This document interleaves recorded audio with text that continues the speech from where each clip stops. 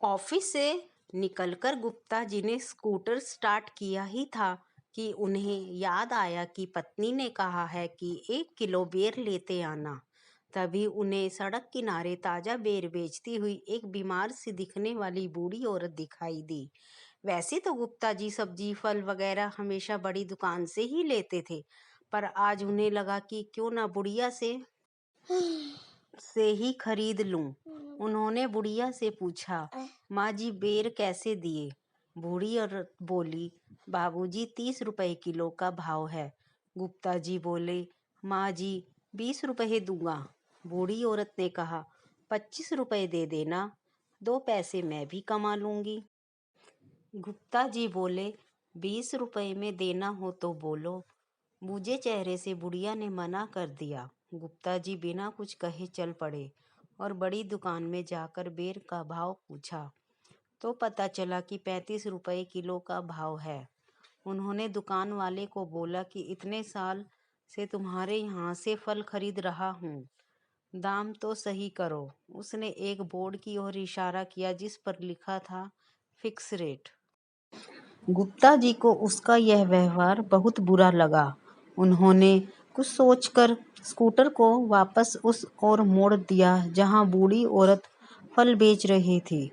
बूढ़ी औरत ने उन्हें पहचान लिया और बोली, बाबूजी बेर दे दूं, पर भाव 25 रुपए से कम नहीं लगाऊंगी। गुप्ता जी ने मुस्कुराकर कहा, माँ जी 2 किलो दे दो और भाव की चिंता मत करो। बूढ़ी औरत का चेहरा खुशी से दमकने लगा। बेर देते हुए बोली, बाबूजी मेरे पास थैली नहीं है। फिर बोली, एक समय था जब मेरी भी छोटी सी दुकान थी, मगर पति की लंबी बीमारी के खर्चे में सारी दुकान चली गई। वह अंत में पति भी नहीं रहा। बेटा अपने परिवार के साथ कहीं और रहता है, उसकी कोई भी मदद नहीं है। वह होते हुए भी नहीं के बराबर है। अब खाने के भी लाले पड़े हैं, किसी तरह पेट पाल रही हूँ। इतना कहते ही वह रुआं सी हो गई और उसकी आंखों में आंसू आ गए।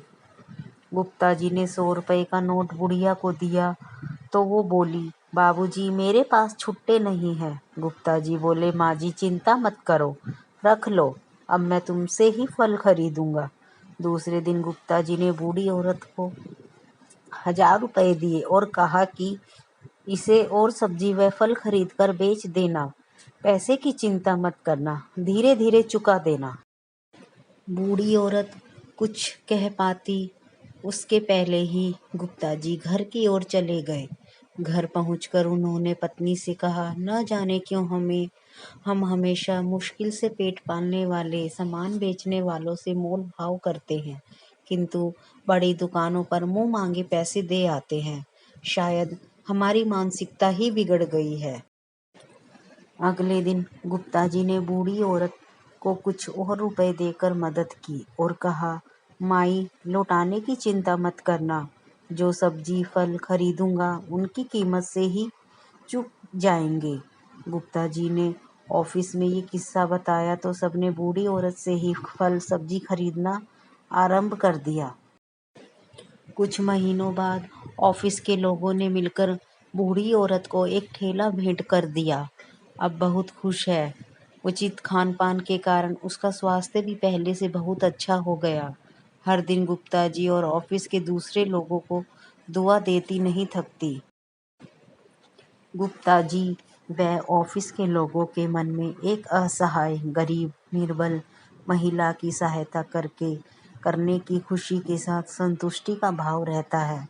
चाहे कोई धर्म करो या ना करो, पर किसी निर्बल असहाय गरीब की मदद करना भी बहुत बड़ा धर्म है।